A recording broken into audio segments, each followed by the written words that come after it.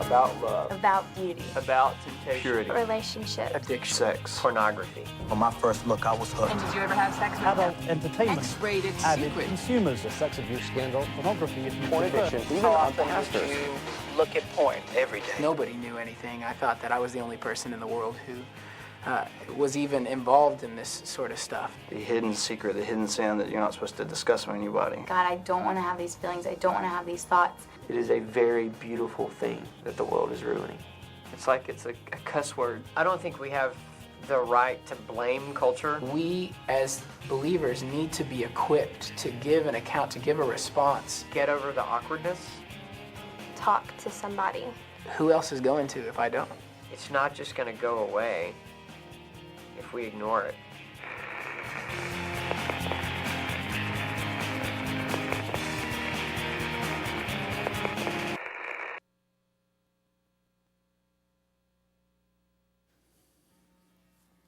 Good morning. I want to welcome you guys to a brand new series entitled Shades of Gray. Now, I want to say a couple things right up front. The first is that the purpose of this series is not to come out for or against any set of books or movie, although you'll probably get a pretty strong sense, especially today, about some of the things that are at least running through my heart and my mind as we think about that. The other interesting thing about this week, and this shouldn't be any surprise, but it was surprising to me, I actually upgraded some Bible software this week, and this was a little bit less busy week than, the 12 weeks preceding it. And so I had more time to study the Scriptures. Not just read the Scriptures, actually study them. And it was interesting to me to notice that my passion for talking about what we're going to talk about today increased the more time I spent studying God's Word. Crazy, huh? I mean, we should expect that would happen, that our passion for the things of God would increase the more time we spend in His Word, but that just sort of struck me. And the other thing I want to say is that after today, if, say next weekend, I run into any of you at the movie theater, don't feel like you need to hide or dive behind the thing or run to the bathroom or, pretend like you're there peddling popcorn or any of that kind of stuff. Because my purpose in this series, too, isn't to paint a vivid picture about my thoughts and feelings about some of these things, but I really think that God's voice and His will ought to be expressed in some of these areas, don't you guys? Because here's the deal. In the last few weeks, this is what really struck me. And because of this reason, we had a different series planned for this month. We rearranged a whole bunch of things and juggled a whole bunch of things we were planning. For this reason, I actually saw that the movie buying site Fandango has released a stat that said they had pre-sold more tickets for 50 Shades of Grey than any movie ever. Now, this is a movie that the critics are saying, I didn't read any of the books, the critics are saying have between a third of the movie and a fifth of the movie is all sex scenes. And I heard one guy who seemed kind of excited about that. Not that I wanted more guys to seem excited about that. And a lot of the sex scenes fall into the category called BDSM, which is bondage, dominance, sadism, and masochism. So it's a very specific kind. And these all take place between a recent college grad and a young, rich, powerful businessman. And just as I sort of wrestled with the fact that in our culture, that movie pre-sold more tickets than any movie ever, it started to sort of get to me a little bit, and I thought that I just kind of believe it's time for us to have a cultural and biblical conversation about this. Amen? So before we do that, I want to ask you guys, for those of you who braved the inch of snow that we got in Snowpocalypse 2015 last week, did you guys like Pastor Taras? Wasn't that cool to have him here? And I know Laura gave you some of the specifics. I just thought it was cool this week as I got texts and phone calls from some different people who were like, well, how much short did we come up? I know we wanted to get enough money in the avalanche offering to help cover a year, because we have some people who said, hey, we want to chip in and kind of keep that thing kind of ongoing. But people reached out to me and said, how much short were we? And it was so much fun to say we actually exceeded the goal by $500. And so not only were we able to literally, seriously, it took 5 minutes? And we literally, guys, changed the world for a pastor, his family, a church, that community, because Taras is now able to work for the church full-time and focus his attention full-time on ministry as opposed to working a full-time job to support himself and do that. Isn't that cool? I just think that's awesome.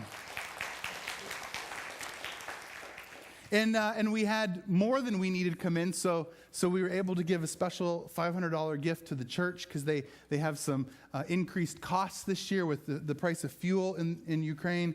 And actually, they sit in these chairs that are bolted to the floor, and they're kind of rickety theater-style seating. I'm sure they creak. And so the extra $500 in Ukraine is over $8,000 and is really going to help address those things in some significant ways. So thank you, because we didn't even announce that. It was something God led us to do. We did it, and because of your generosity to reach into your pocket and take what you had was amazing. Now, I loved getting to know Taras the week he was here. It was fun to do that, and we interacted a number of different times in a bunch of different settings. But last Sunday, someone actually came and they said, we liked him so much, we thought it'd be cool to keep him and send me to Ukraine.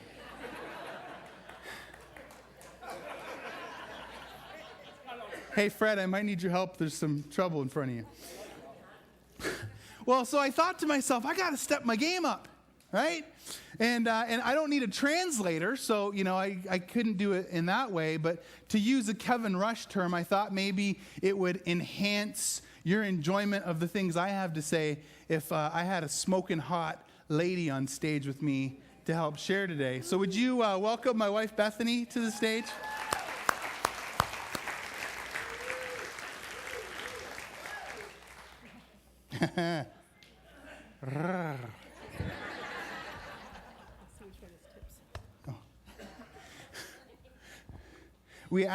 It's funny that we're talking about this because we have a family here visiting today who one of the family members told me one time that one of the reasons they like coming here is because they never know if I miss-say something and it's highly inappropriate, and that makes them laugh, right? And so talking about this topic in particular, who knows, right?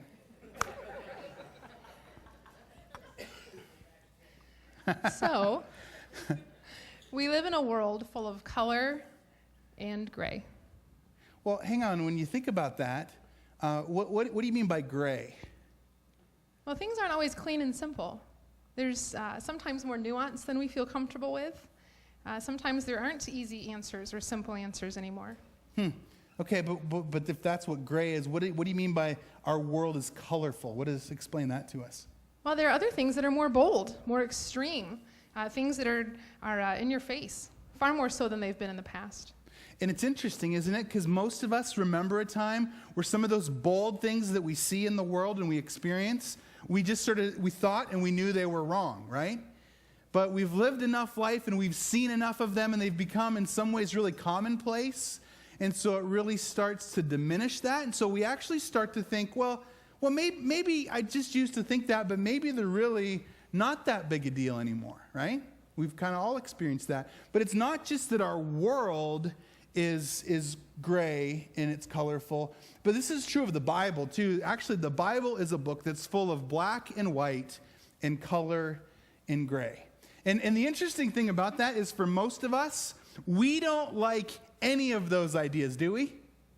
Let me tell you what I mean by this. I have people in my office almost every week who will say something like this, and it's kind of their way of saying, we don't agree with you that the Bible's colorful and gray in places. And so they'll say something like, well, the Bible says, and then the next thing that comes out of their mouth won't actually be anything that the Bible really says. But it's because a lot of times when we come to the scriptures, we think, well, everything's black and white. And there's a lot of things even in the Bible that are nuanced, that are shades of gray and that are colorful and bold that we read about. But then there are things that are pretty black and white, because here's the other thing we don't like sometimes. When it's an issue that we want to be gray, or we hope is gray, or we're praying to be gray, right? And it's really kind of a really clear black and white thing. And so the thing that we're going to talk about today is a topic that God speaks with great clarity on. And I want to start here at the beginning by looking at a few verses from Matthew chapter 5. This is a famous passage of Scripture. This is Jesus. He's giving what's called the Sermon on the Mount. He's standing on this hillside on the north end of the Sea of Galilee, and he's speaking to this huge crowd of people. And there's this thing that he says, and it's just a few verses that are really, really powerful. So listen to how it starts. It says this: "You have heard that it was said, 'You shall not commit adultery.' But I tell you that anyone who looks at a woman lustfully has already committed adultery with her in his heart." Now, isn't it interesting? Do you guys notice this? That we live in a world and a culture that constantly wants to lower the bar, right? Like it used to be up here, and it's like more stuff creeps in and more stuff is acceptable. The world seems to want to lower the bar as much as possible and as quickly as possible. But have you noticed Jesus raises the bar? And that creates an interesting dilemma, doesn't it? Because it forces us to ask the question, whose side are we going to be on in all this? And who do we really want to follow? Like, who do you want to stand with when the world and the culture and everything says one way and God says something different? What do? Because, and this is the topic today, we're going to talk about lust. Lust is a much bigger deal than we think. It just is. And did you know that lust at one point in time was just a word that was used, and it wasn't necessarily a positive word or a negative word. It was just a word that was used to describe anything that we had strong desire for. It was even used in some early translations of the Bible to talk about desire and even good desire and God's desire. But in today's world, it's pretty much used in an exclusive way, right? We talk about inappropriate sexual desire and expression. It's all related to sex when we talk about lust, which is why, and I've sort of dealt with this from the time I was in college and interacting with some guys. I was a ministry director on a floor at my Christian college, and guys would come and say, "Hey, can you help me? Can you pray with me? I'm struggling with lust." And for men, that would almost always mean that they were battling with pornography and masturbation. And that's sort of how it looked for guys. And when women struggle with lust, it can look like that sometimes. It can kind of, be the same thing. It can, but it's more often about women slipping into a fantasy and just kind of moving away from their reality. It speaks more to her desire, generally our sexual desires, and how those desires are rooted in other things, like our security or the responsibility that our spouse exhibits. So, ladies, it doesn't have to be anything real drastic. I mean, think of your favorite Hallmark movie. You see that, rough and tumble farmer and his outfit, and he's out working the land, and he's sweat on his brow, and he's highly respected in his community, and he's providing for his family, and he loves his children, and he is caring for his wife, and how remarkably attractive that is. And I wish it could be like that for me, that sort. No. But do you see how easy it is to let our thinking shift in those directions? And Jesus tells us here, as this passage begins, that if we look at other people who are not our spouse in this way, with great desire, that on the sin scale, it's the same as if we had committed adultery with them. Interesting, right? And then here's how the passage continues. It says, "If your right eye causes you to stumble, gouge it out and throw it away." So I guess maybe if people show up next week with a bunch of patches, we know you guys were doing a good job. it is better for you to lose one part of your body than for your whole body to be thrown into hell. Okay, but I heard I can look as long as I don't touch. Or how about I can browse as long as I don't buy? That if you're looking at something desirable that's not yours, it is better to gouge your eye out than to keep looking. And that's because of what looking does and what it leads to. And so the point here and what the scriptures are trying to tell us is don't look, right? Do not look. Don't do this. If it's not yours to look at, don't look. And if you can't help it, like if there's no other way you have, then gouge out your eye. Is there any gray here? I don't think so. I don't think so. You guys see any gray there? Any gray? Bible pretty clear? Thanks, Louis. And then here's how the passage ends. And if your right hand causes you to stumble, cut it off and throw it away. It is better for you to lose one part of your body than for your whole body to go into hell. Now, notice the order here. Because a lot of times, don't we live in a world, like wouldn't you rather have your spouse or your significant other come to you and say, well, I looked at something I shouldn't have, but I didn't touch, right? Like we kind of think that that's better as opposed to them coming, well, I didn't look, but I did touch. You know, that we don't like that. But looking and desiring and lusting after almost always leads to touching, as long as you can pull it off. And whether it's a person, it's a place, or a thing, it doesn't matter. If it's not yours, don't touch it. And so the idea of the looking, again, always leads to more. And if you just can't help yourself, now, come on. Touching can't be that bad if it feels so good. cut your hand off. It's better to do that. Any gray here? Any gray? You guys are kind of bummed about all this, aren't you? No, there's no gray. And so some of us might ask then, look at this slide, what's the big deal? Like, come on, like seriously, Rob, this can't be this big an issue, can it? And probably some of you are sitting there thinking, this kind of sounds like my grandparents or even my parents' more primitive, Victorian way of reading the Bible. And then some of you might go, well, this is New Hope. Like, isn't there a more progressive way to read or even interpret the scriptures? Maybe something more modern or more accurate? Modern? Maybe. Accurate? Absolutely not. No. And so we just want to share kind of 5 ideas, kind of quickly and simply, that I think will help us and help us to understand why this is such a big deal and why this issue of lust and desiring things that aren't ours to desire and aren't ours to have really is so destructive. And so here's the first one. Don't fuel something you cannot fulfill. Ladies, if you're single or dating and you're watching something like 50 Shades of Grey, you have no healthy, God-honoring way to express the sexual desire that you're fueling. But if you're married... Okay, maybe that's not... But if you're married, here's the thing. While you do have a healthy, God-given sexual outlet, the thing you need to understand is you have to be careful with stoking the fire with things that are not your wood. In other words, if your mental or physical stimulation is coming from someplace other than your spouse, you are walking a remarkably dangerous road. Which leads to the next idea, and this one's really important too. Subtle does not mean less sinister. Isn't that true? Like a lot of times we kind of think in our sophistication that it's not that bad. For example, with this movie, here's some of the terms that are being used about it. They're calling it a fairy tale romance or a love story. When in reality, if we're being honest, it's erotica at best and it's mommy porn at worst. Whoa. I've seen a lot of things and heard a lot of things. What in the world is mommy porn?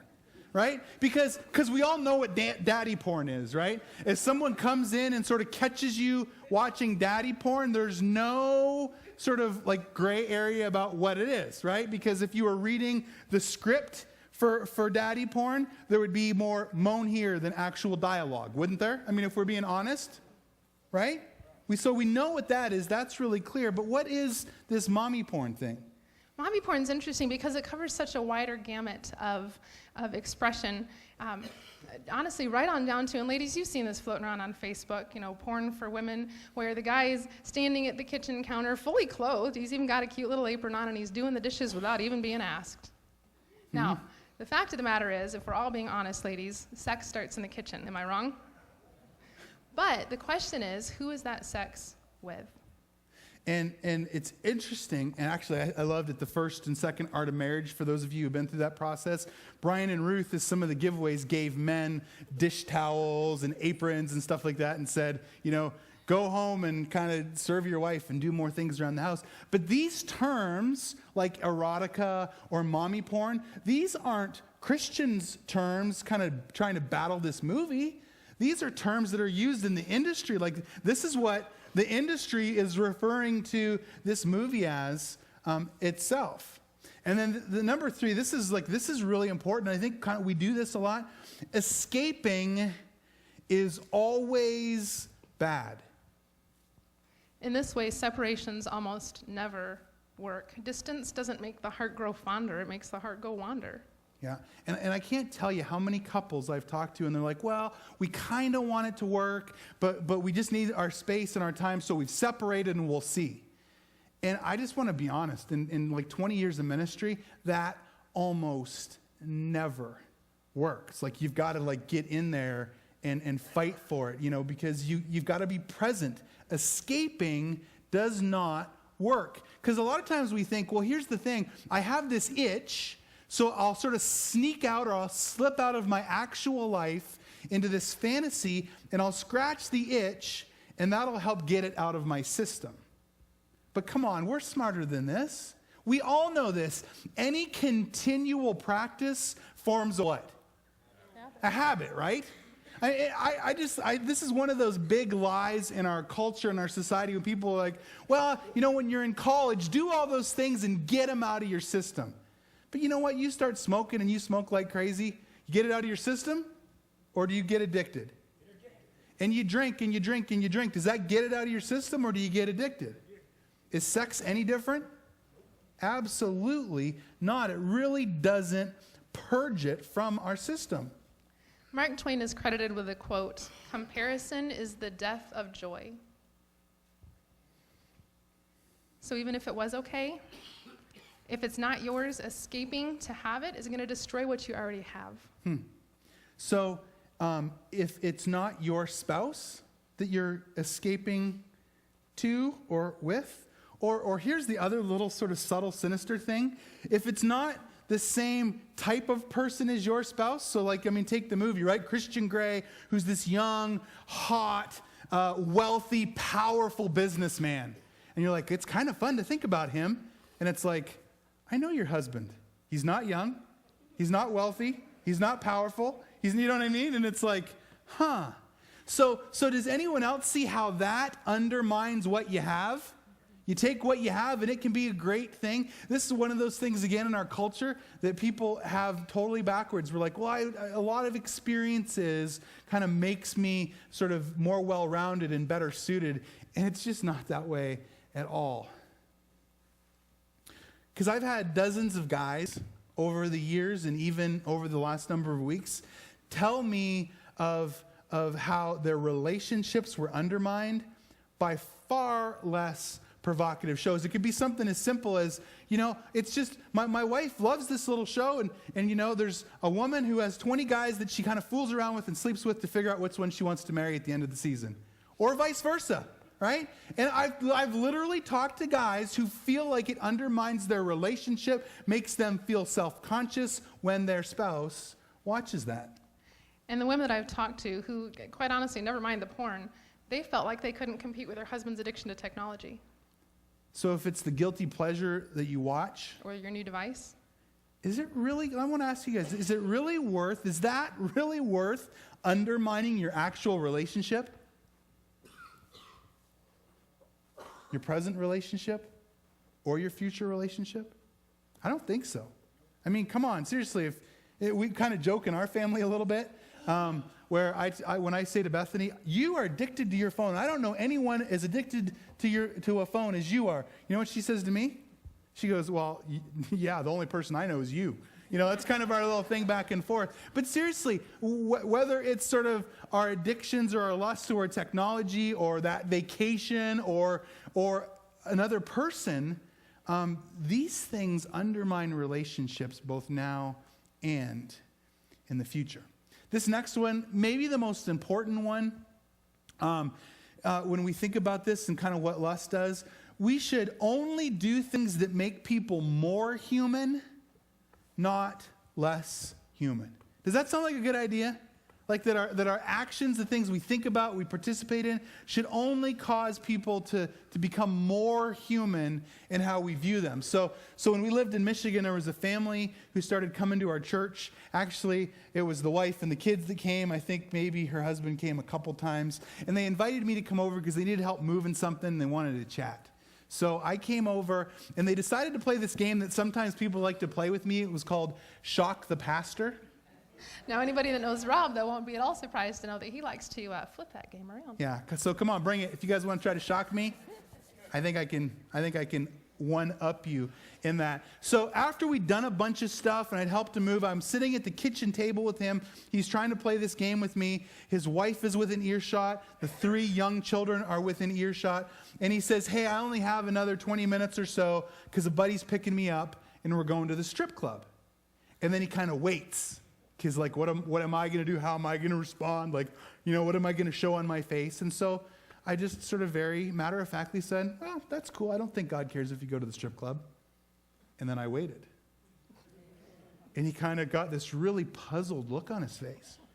And I said, well, as long as 2 things. As long as, number 1, you going to an environment like that and being in an environment like that doesn't cause you to see women or other human beings as less than human and as just mere objects for your own pleasure. And for any man in here who thinks, I'm really glad you said that because I could totally do that. Now I can go back there. Let me just say, it is impossible to do that. It's impossible to go to a place like that and view things like that and not start to view and think of and treat women as less than human. It is not possible. And then I said, and number 2 is this. As I said these words, his wife, who was really close with their 3 very young children, she started to weep as I said these words. And I said, as long as you going there doesn't make your wife, who is here with your 3 young kids, And already struggling with her body image. feel less human. And again, she was just weeping because it was obvious how him going there made her feel.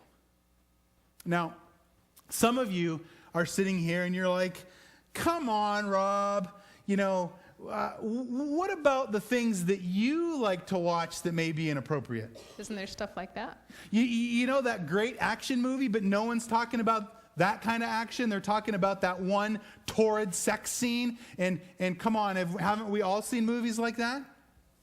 Yep. Absolutely, right? And it's not just him, it's me too. And if I'm being totally honest with you guys, can I do that for a minute? If I'm being totally honest, there are moments when we're talking about stuff like this where the thing that occurs to me and that I think in here goes something like this. It goes, they really need to hear this. But I'm strong enough and I'm smart enough to manage it if I want to go there. And as I say those words, there's 3 kinds of people in this room, right?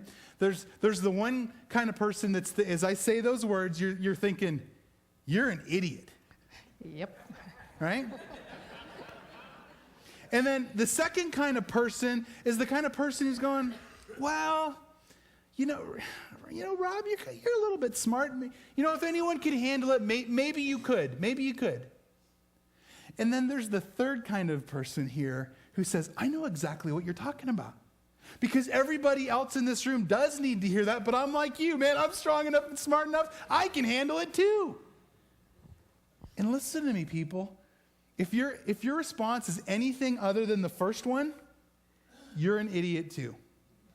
You just are. Because here's the deal. You cannot handle this. You can't. And if you think you can and you try to handle it, eventually it will destroy you. This is why Jesus takes the bar on this one and he raises it as high as he does, because he knows if we start dabbling in this kind of stuff, it will eventually take us out. And I don't just say this biblically. I mean, do you guys know how many couples I have talked to? Couples we've talked to together even. Because here's the thing. People who have seen more and who have done more are always, and this is after dozens, if not hundreds of people that I've done marriage counseling and pre-marriage counseling with. Hundreds of people who the more they did and the more they experienced, they were worse off entering their marriage than people who had had absolutely no experience. And this is one of the huge lies in our culture. It's like, well, how do we know if we're sexually compatible? How do we know if all that stuff works? Can I just say something that should be pretty obvious to all of us? God made it to work. It works. It fits. You know, that's just sort of how that kind of stuff goes. And so it doesn't matter if it's the first person you made out with decades ago, or the first magazine that you viewed, or that ridiculous movie that some of you are planning to see next weekend that has absolutely nothing to do with love. What you desire and what you see, what you expose yourself to, will burn itself into your mind. And I've talked with guys who can literally remember that first magazine they saw 40 years ago like they saw it 2 minutes ago. It's just there, and it's there forever. If there's any teenagers, young kids, my son was sitting right there in the first gathering, my 9-year-old son, and I looked right at him and I said, you know, you gotta treat this like it's serious, because those things you expose yourself to and those things you let in just stay there, and they undermine things, and they will eventually destroy our relationships and even our life if we try to manage them and we think there's anything we can do about them. I had a number of people after the first gathering today come to me and say, it was my spouse's addiction to pornography. It was my spouse's addiction to even very subtle, sophisticated forms of this that ruined a previous marriage. This will literally take you out. And so as we end today, we're not gonna play some happy song, but I want to show you a video. And as you watch the video, I want to pray for you at the end, but as you watch the video, I just want to encourage you. Maybe there's something in your life, and I'm not, again, we're not, planting video cameras or video phones at all the area movie theaters starting next Friday to see who goes to see the movie. You know what? You go and you see whatever God lets you go and see. We're not going to judge you for that. We're not going to. But you know what? The Holy Spirit and God are here, and I think they may be asking some things of us. You know, maybe there's some deep, dark, sinister things going on with you. Maybe there's some really subtle, sophisticated things that you have just kind of explained away as being totally okay. And maybe over these last number of minutes, God has kind of put a finger on you and said, no, that's really not okay. Maybe there's some things you need to ask God for his help in, and maybe some things you need to turn your back on and walk away from. But just as we watch this video and as we pray for us as we close today, would you let God speak to you, and would you open your heart to him? Check this out.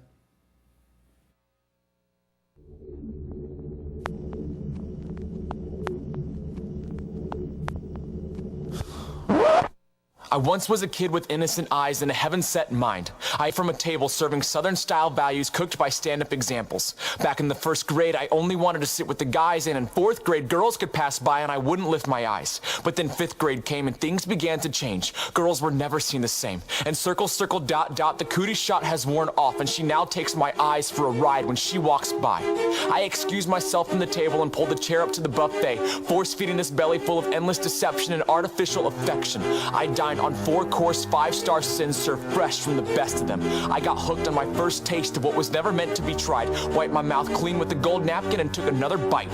Poisoned with perverted preservatives and stale stimulation, I scarred my innocent eyes and heaven-set mind with the taste of lust, washing it down with a sip of corrupting lies. I sought strength in a struggle but was never meant to be sought. With bare hands I fought images that once seen can never be forgot.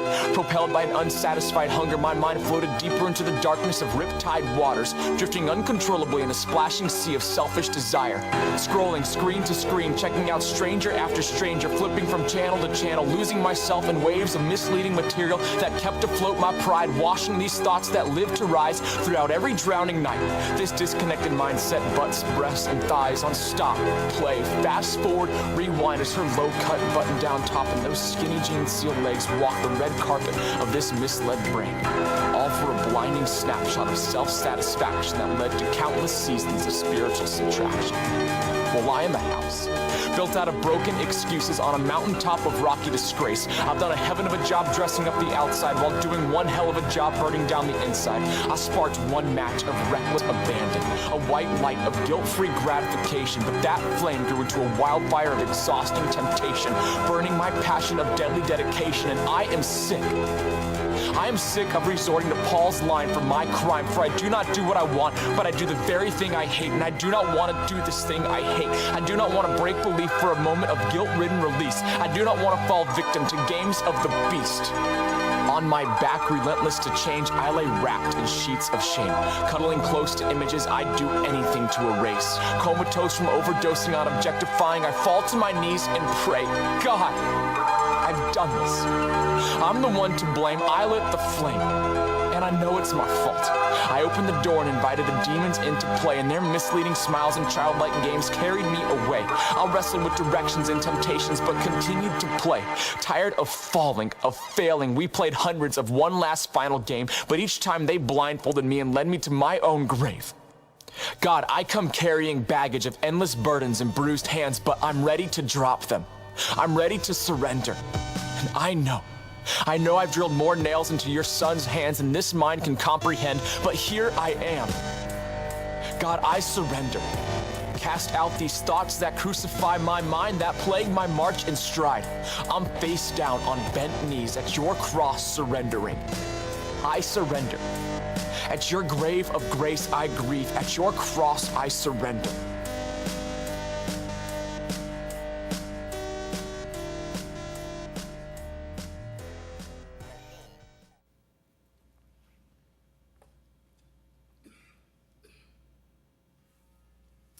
Let's pray. God, I just want to lift up everybody in this room. God, for many of us, we have struggled, we do struggle, we are struggling, we know someone who struggles. God, I pray for those in this room who have these sort of full-blown, no doubt about it, addictions to lust, pornography, masturbation, all those kinds of things.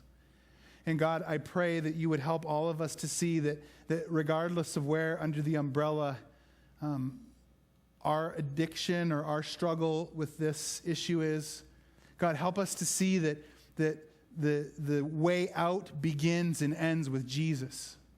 Having a good plan and accountability partners and safe practices are all absolutely essential. But God, we ask today that you would help us to know that these issues aren't about whether you love us or not. God, these aren't things we can do and then you look at us and shake your finger and don't love us anymore. You absolutely do love us. And God, may that love and that knowledge help set us free.